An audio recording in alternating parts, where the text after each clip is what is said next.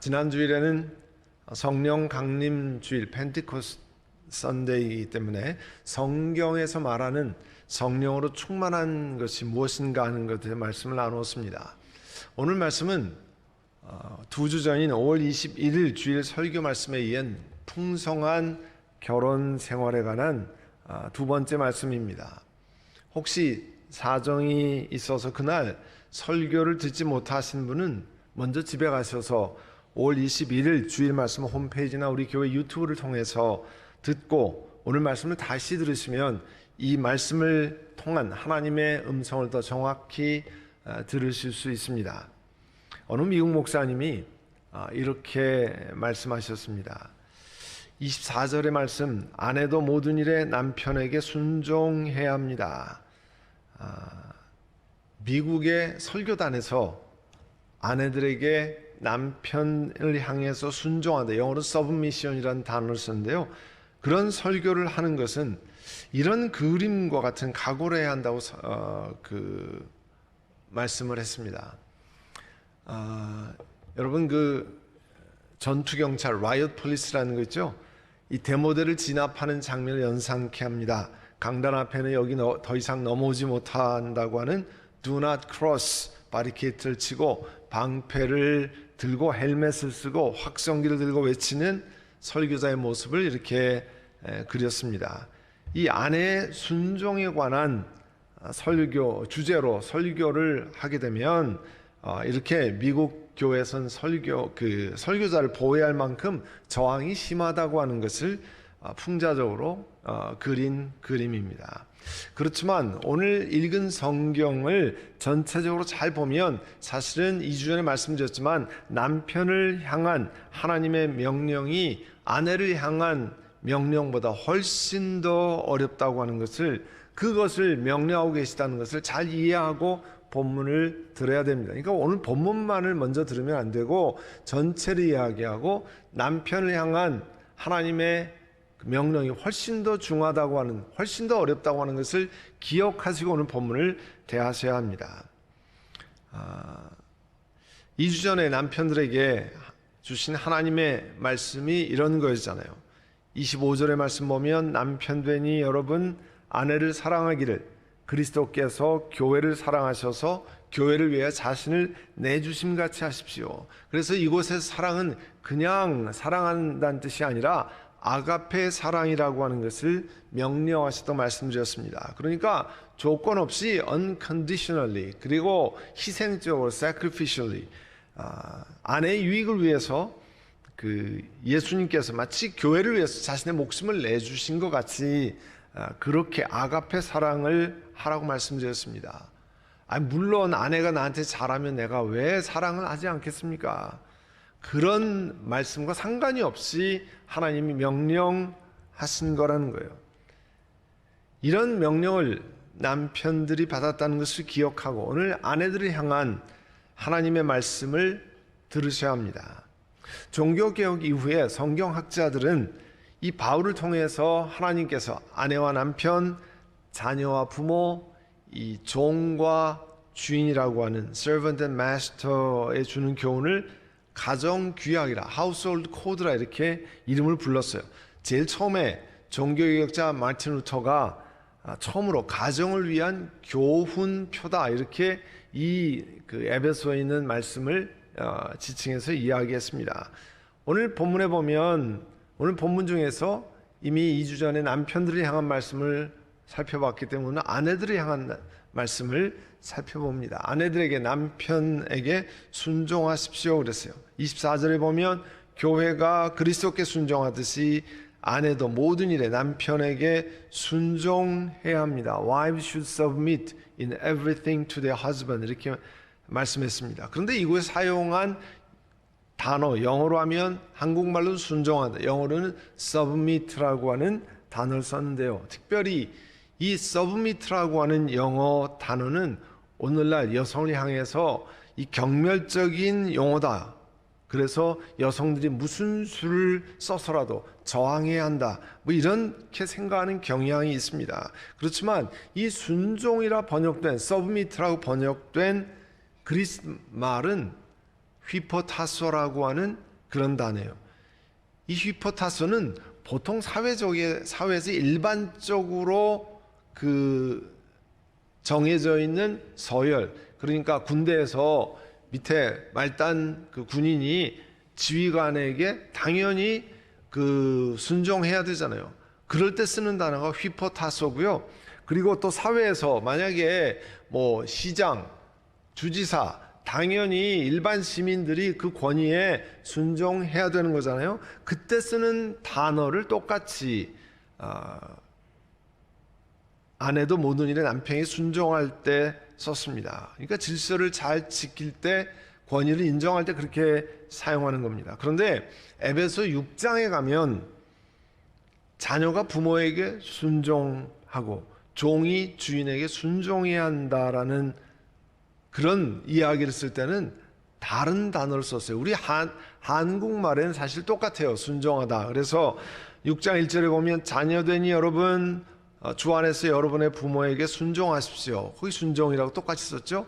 그 다음에 6장 5절에 보면 종이 주인에게 순종해야 한다고 할 때도 똑같이 순종이라는 단어를 썼습니다. 그런데 그리스 원어에는 아까 말씀드린 단어와 달리 휘포쿠오라고 하는 다른 단어를 썼습니다. 그리고 영어도요, 구별하기 위해서 지금 아내가 남편에게 순종할 땐 submit라는 단어를 썼는데, 이 자녀들이 부모에게 순종하고 종이 마스터에게 순종할 때는 obey라는 다른 단어를 썼습니다. 원래 원어의 다른 단어예요.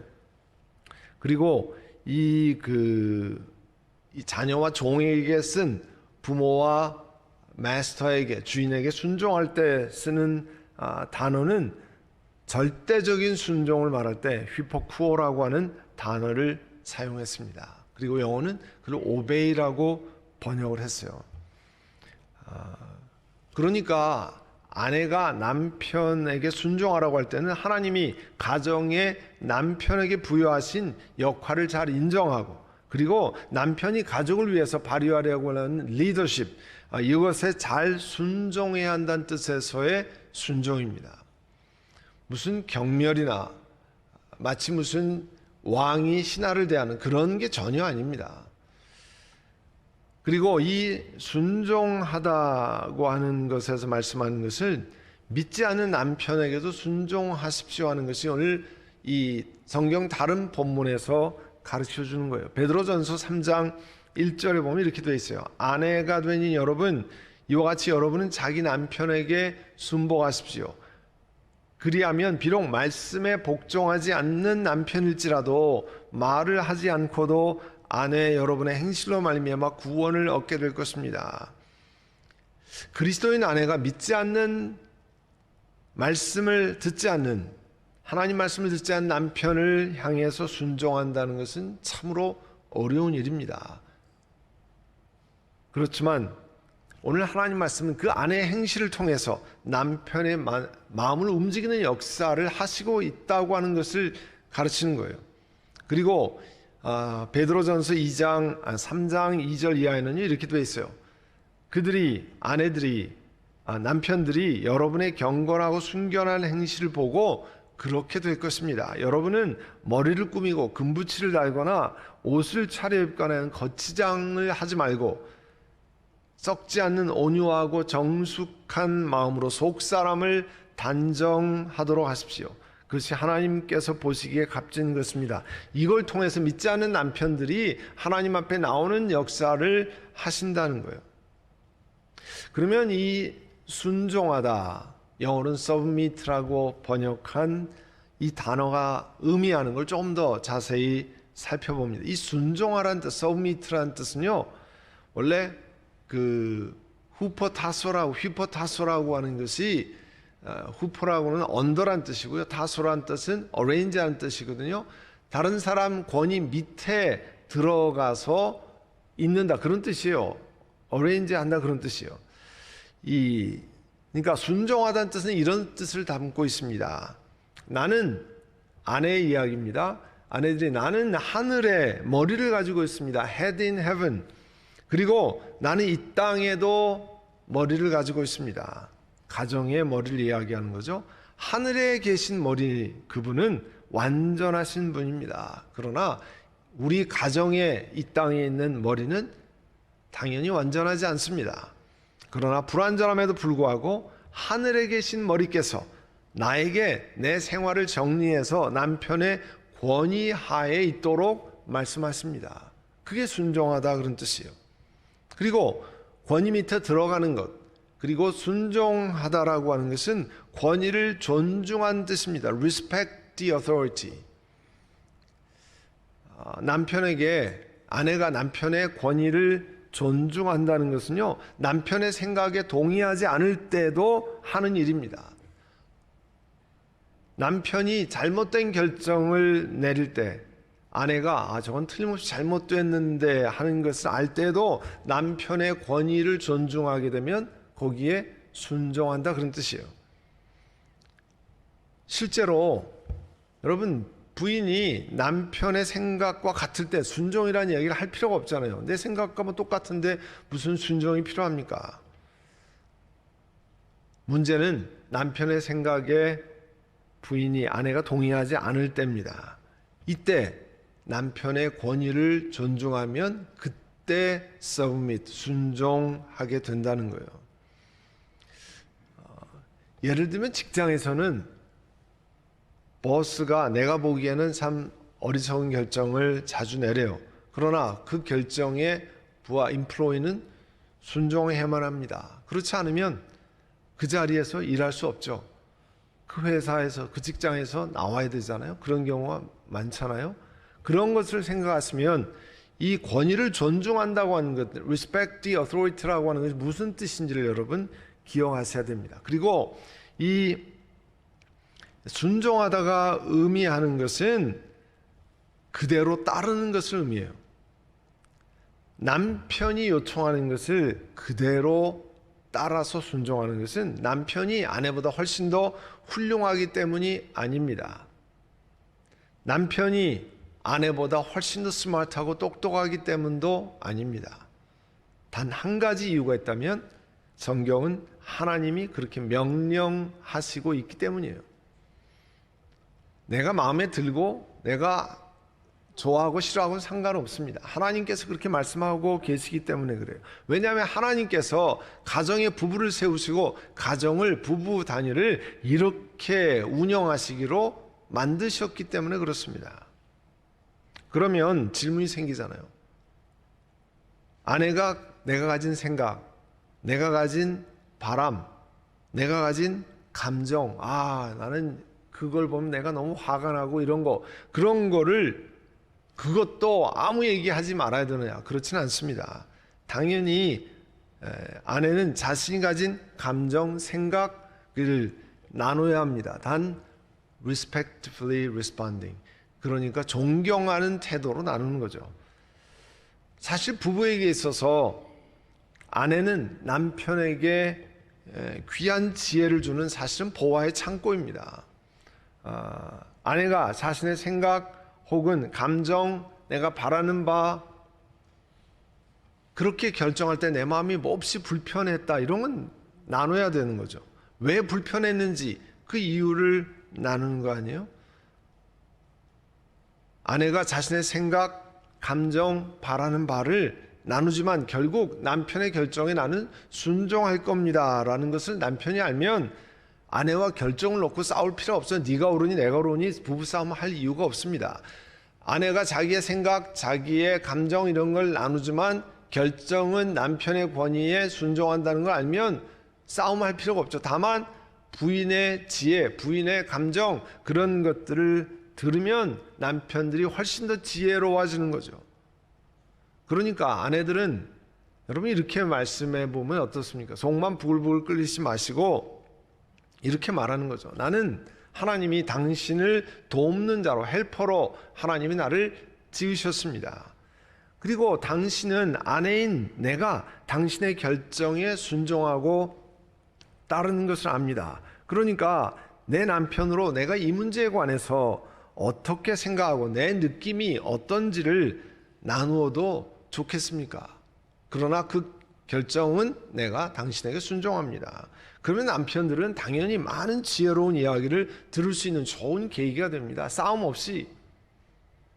그리고 그 마음을 듣고 남자들은 여성들과 조금 더 시간이 필요해요. 그 자리에서 내가 틀렸다 이런 얘기 잘 하기를 원치 않습니다. 조금 기다린 다음에 나중에 내가 생각해 보니까 당신 말이 옳다 이렇게 바꿀 수 있는 좋은 계기가 되는 거죠.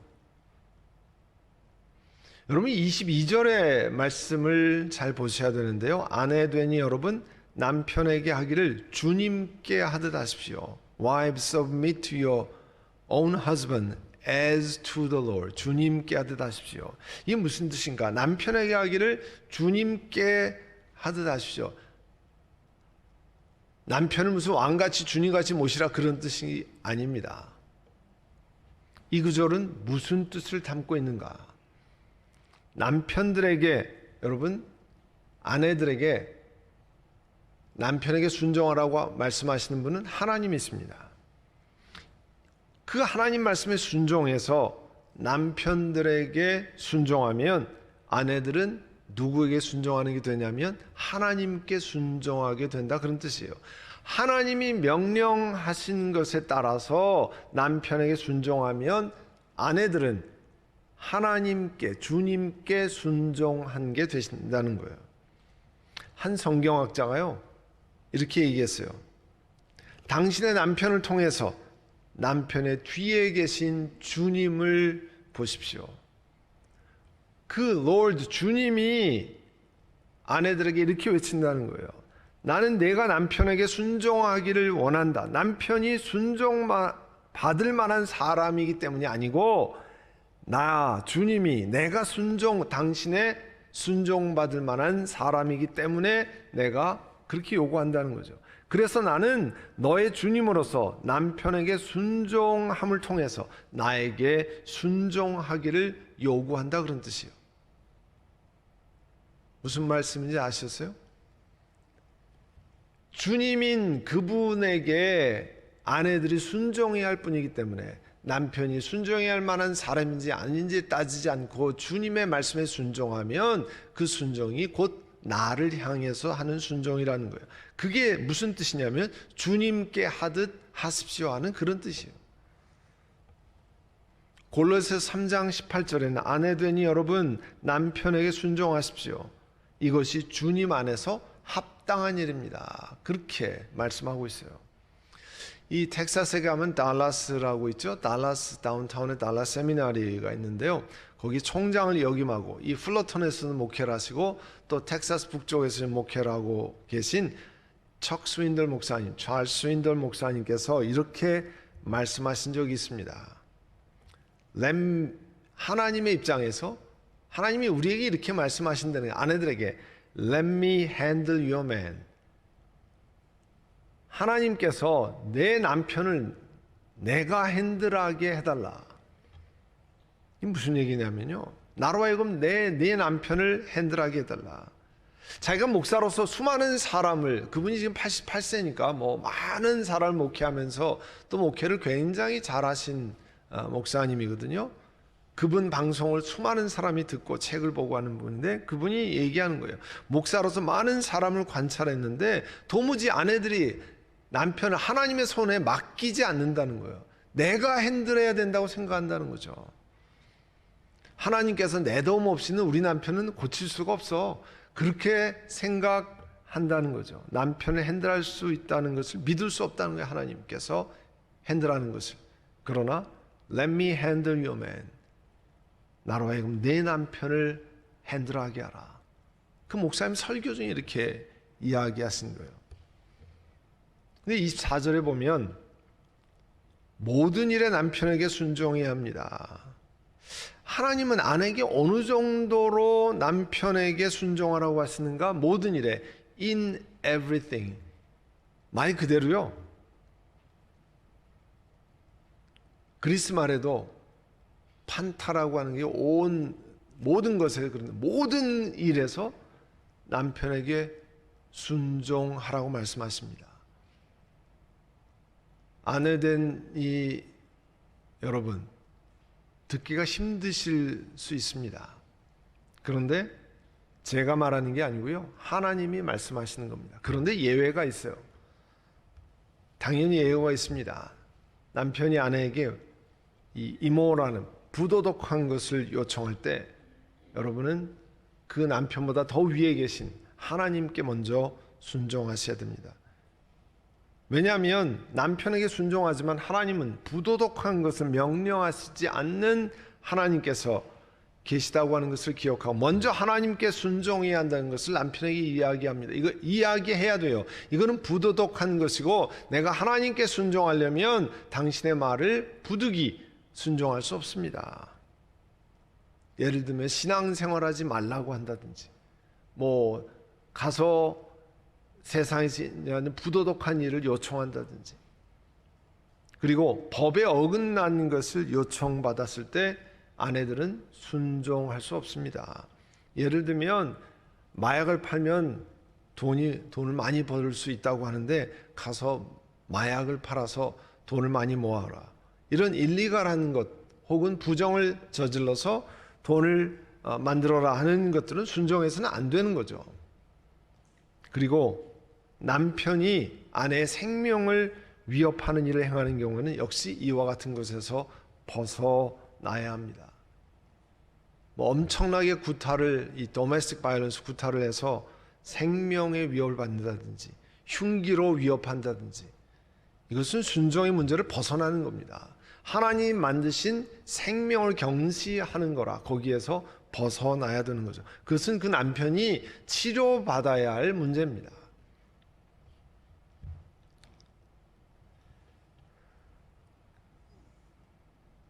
사도행전 5장 29절에 보면 베드로와 사도들에게 예수 그리스도 전파하지 말라고 이렇게 강요했습니다.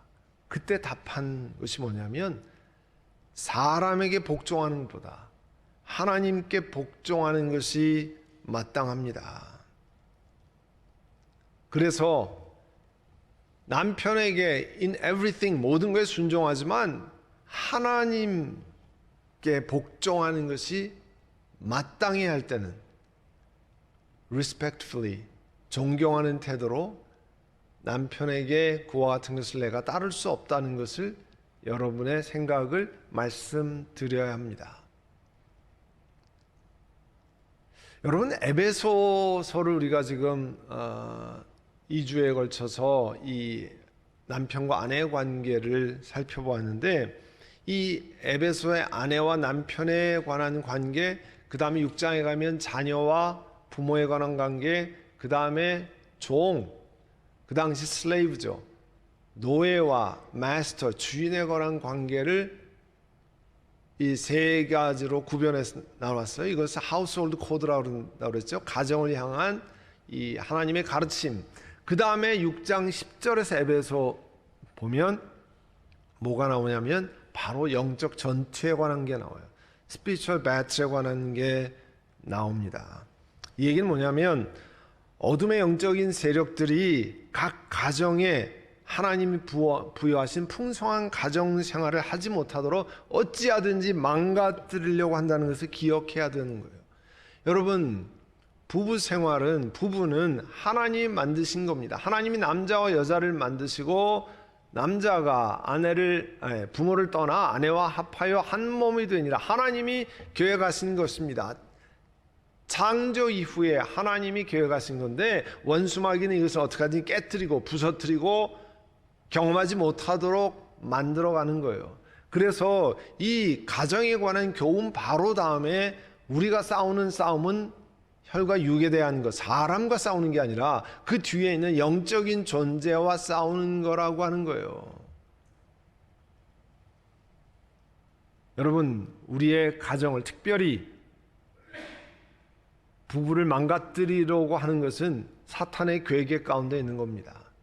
잘 분별하고 우리가 왜 풍성한 생활을 누리지 못하고 이렇게 그냥 싸운다든지 아니면 부부가 뭐 정말 어렵게 된다, 그런 길로 가는가 기억해야 하는 것은 영적인 전투 가운데 있다는 거예요. 그래서 우리 자신을 다시 돌아보고 내가 사람과 싸우는 것이 아니라 영적인 존재, 우리 가정에 하나님을 섬기고 하나님 앞에 풍성한 결혼 생활을 누리지 못하게 하는 영적인 세력과 싸운다고 하는 사실을 기억하셔야 합니다.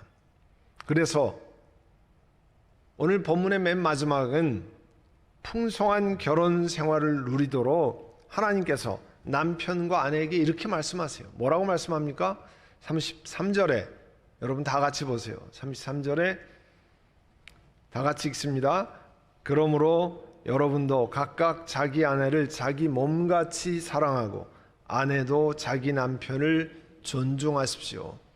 여기는 순종이라는 단어 대신에 respect라는 단어를 썼습니다. 이 아까 순종의 respect를 포함한다고 그랬잖아요. 그래서 이 33절에는 아내와 남편의 이야기를 하면서 남편에겐 다시 한번 자기 아내를 아가페로 내 몸과 같이 사랑하고 아내는 자기 남편을 respect, submit, 존중하고 순종하도록 말씀하는 겁니다. 그래야 하나님이 계획하신 풍성한 결혼 생활을 누릴 수 있다는 거예요. 그냥 뭐 이만큼 20년, 30년 뭐 이렇게 살아왔는데 뭐 별다른 게 있는가? 그렇지 않습니다. 우리에게 수많은 잘못된 것을 제거하고 더 better 혹은 flourishing marriage life, 더 풍성한 결혼 생활에 나아가게 하는 것이 하나님이 가정을 향한 뜻입니다. 하나님이 말씀하시고 하나님이 계획하신 거기 때문에 내가 순종하면 그런 삶이 하나님께서 부여하십니다. 어렵고 시간이 걸리고 하지만 하나님께서 역사하실 줄로 믿습니다. 오늘 들은 말씀을 가지고 여러분 그렇게 하지 못한 것 회개하고 돌이키고 내가 하나님 앞에 어떻게 해야 되는지를 하나님 은혜로 베푸시기를 원합니다. 성령으로 결단케 하시고 그런 은혜를 주시기를 원합니다. 이 시간에 여러분 잘못된 것은 회개하고 내가 앞으로 이렇게 할 수 있는 그런 결단을 주시옵소서. 우리 함께 하나님 앞에 기도하겠습니다.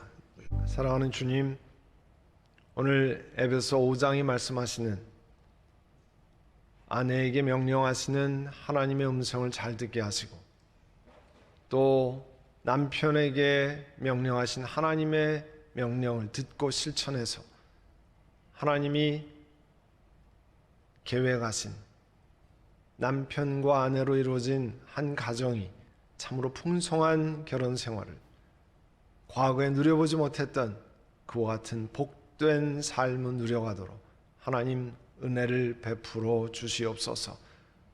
우리 힘으로가 아니라 성령 하나님께 의지하고 성령께서 우리를 붙드시고 인도하시는 것을 기억하며 주 앞에 나아가는 저희 모두가 되게 하옵소서. 예수님의 이름으로 기도드립니다. 아멘.